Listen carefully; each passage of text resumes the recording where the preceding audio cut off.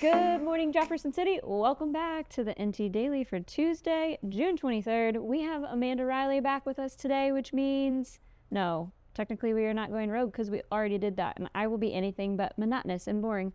But we are planning on having some fun. So, Amanda Riley, welcome back to the NT Daily. Thank you for having me back. And I am going to spoil a little surprise. I do have some vacation time planned this summer. I know, try not to be too upset about it, but that means somebody has to keep the show running. What's the showbiz? The show must go on. I knew the showbiz. The show must go on. Girl would know what the saying was. So the show must go on. So Amanda's going to step in for me while I'm on vacation a few times this summer. So, that's going to be great. We're excited. Can't wait. I appreciate you being here. I made clear to the audience this is not going rogue. No, let's just get going. We're just having fun. Hopefully no one triggers a formal complaint. I don't have to want to put up a complaint line like we do on the TWMP Daily. Don't make me do that. So this is just like the beach read version of Erin and Amanda. Yeah, let's just get to it. So we are starting off with a good news government story because sometimes the government does do things right, and I love to talk about it when it does. When it works, people benefit, and no one has to yell during a public hearing. So love that. And we're starting with Maddie Madison's story on the Jefferson City Early Childhood Center. Did you know that our new education reporter, her name is Maddie Madison? Maddie Madison, and we work on Madison Street. Yeah. And she's excellent. We're really glad to have her. She just graduated from University of Missouri. I'm sure we'll have her on the show. Yeah, she's fantastic. I can't think of a better name for an education reporter. So what did she go do? Yes, so she covered... If you have not had an opportunity to drive by the Jefferson City Early Childhood Center on East McCarty, you should, because it's amazing. It just finished its first year, which means 200 young students graduated from the center. That's fantastic. Yeah, that's a lot. It replaced the Southwest Early Childhood Center, and it was made possible through community-approved bonds. Yeah, great. Love it when bond issues and tax extensions and ballot measures can be kind of boring, but I like it when they work. You know, and childcare, especially early childcare, can kind of be a challenge. And I believe it's over on the east side of town, which didn't have as many opportunities for childcare. So it's a good opportunity there. East side of town, good investment over there. Hard hit area from the tornado. Yep. So it's awesome to see a brand new building over there. It holds...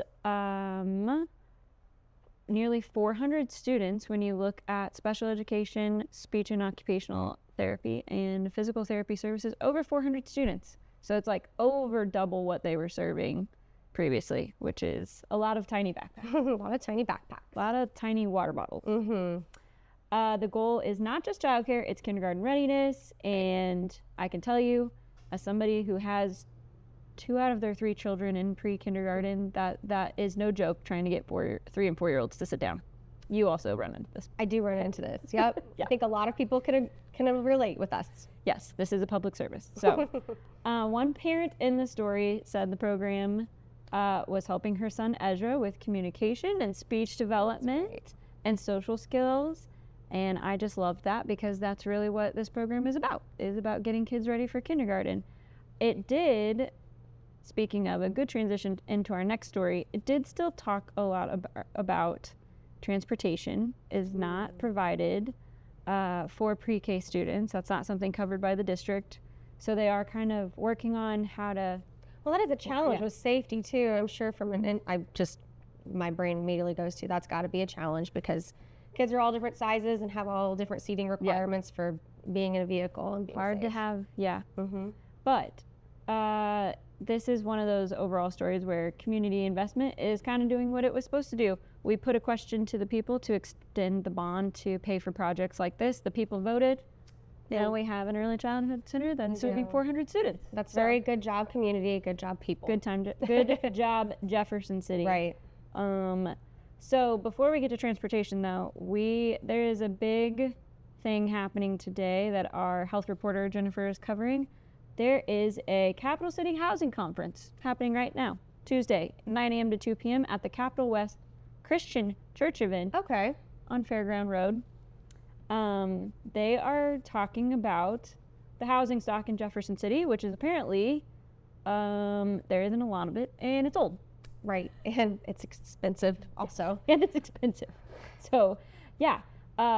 as to people who grew up here, Right. not surprised by that. I see a lot of homes that were there 30 years ago when we were kids.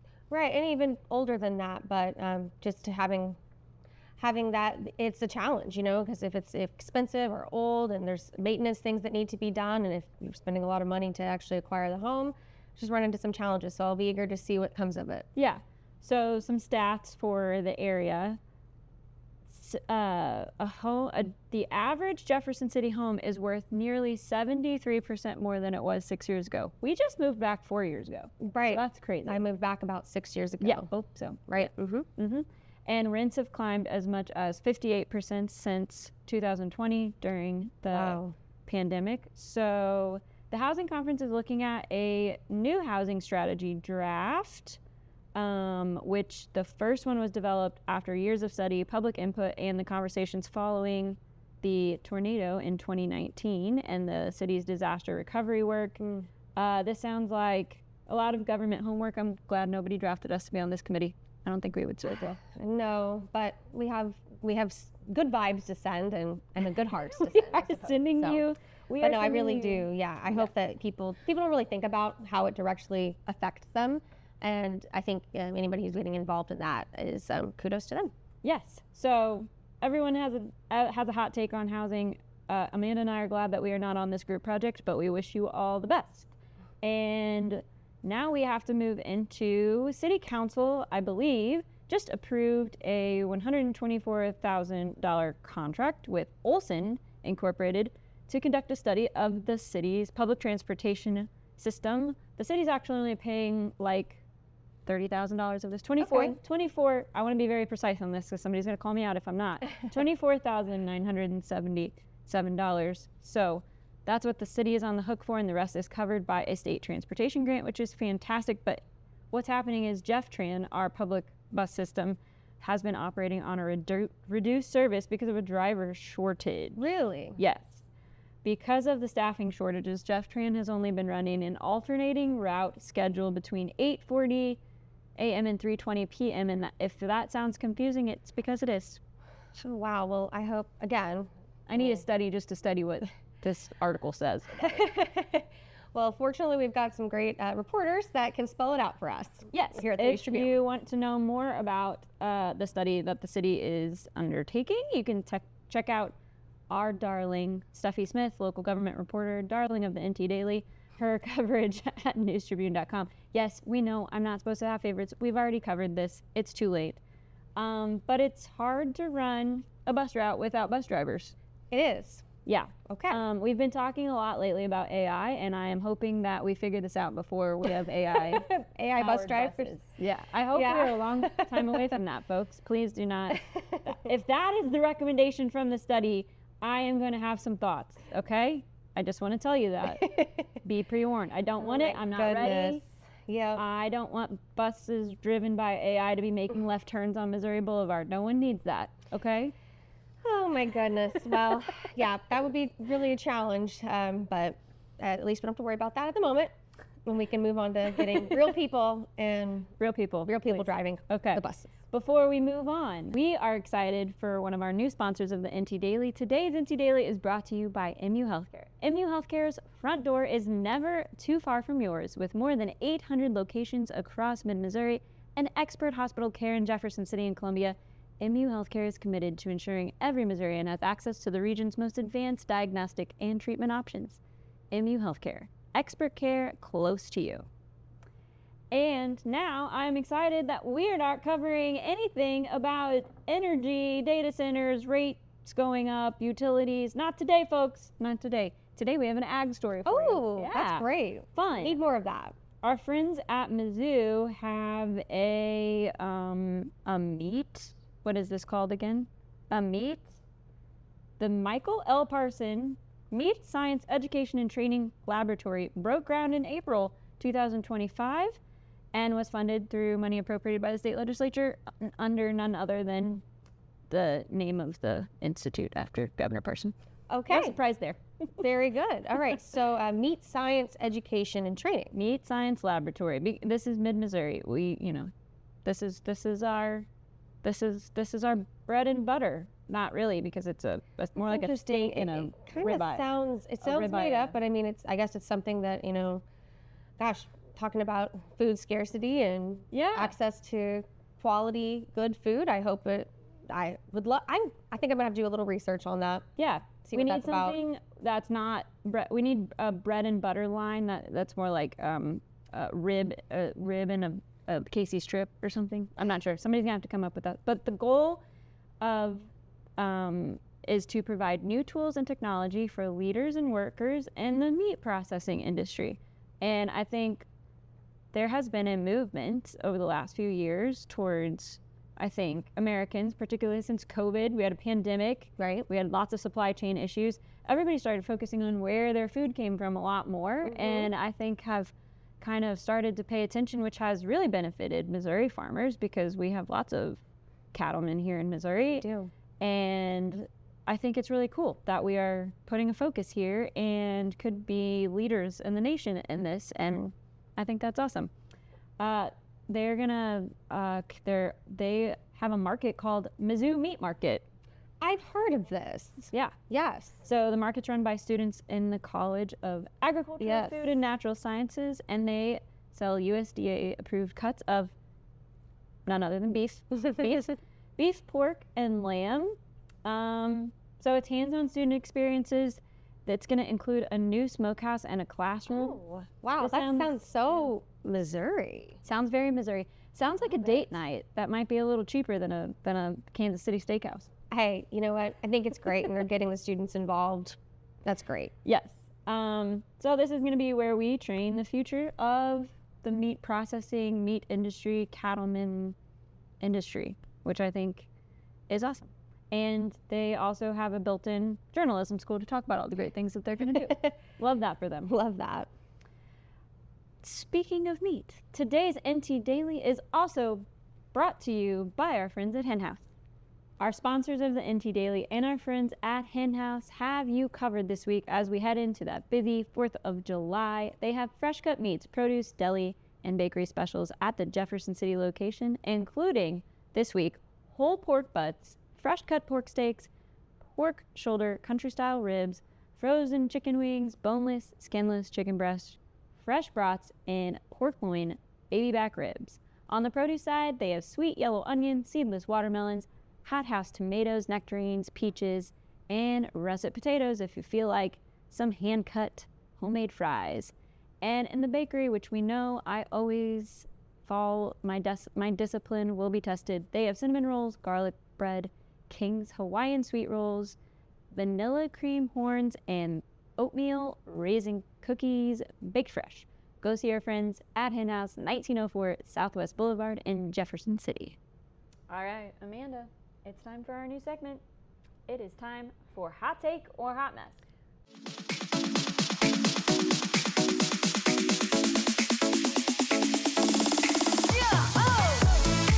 Let's go. Let's do it. We are revisiting an issue we've already talked about, but the thing is, the folks are listening to my calls for more cowbell. I'm sorry, more op-eds, more letters.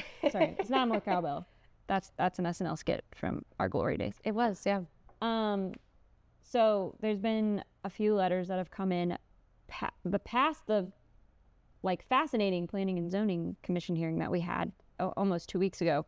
So I was not there for the full meeting, but I did go and testify like I said I would. Right, and you did. And so we got some more feedback and letters to the editor regarding the situation. Yeah, so if you read Steffi Smith's coverage of the hearing, the Planning and Zoning Commission put forward a negative recommendation to City Council. How did we get here? Well, problem is we're not really sure, because the room was packed, like Adele concert packed. Yeah, I wasn't there, but I did see the pictures, and it seemed that there was an overwhelming support in favor of doing this. Yeah, so this was about housing in the community. Jefferson City wants to purchase a property at 107 Adams Street to convert it into a year-round resource center and seasonal overnight shelter.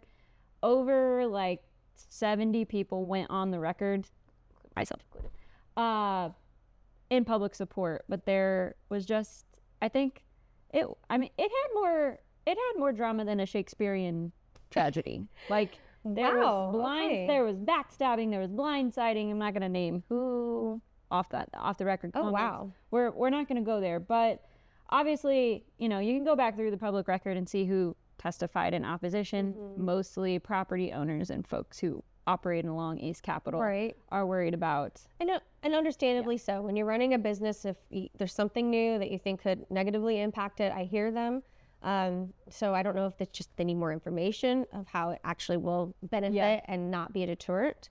However, a solution needs to move forward, I think, and that if it doesn't, and especially with something being brought forward, and we don't want to just shut things down. I think we need to just continue the conversation. Yes, correct. And I think there's a need for it. Our community has seen some changes in the last 10 years of when you look around. Recession, economic downturn. Yes, agreed. Housing is getting more expensive. Housing is more expensive. Yeah. And people that don't have a place to go are just some of the most vulnerable in our community. And we do need to do something about it. Yes, and I think the frustration on the part of the supporters that were there was that there wasn't given a clear understanding of the decision. I think they just voted and moved on and gave the negative recommendation and moved on. The other aspect of this is that the mayor put together a homelessness task force, and he put a lot of folks that were in the room that night on that task force, even some of the ones that testified against the proposal.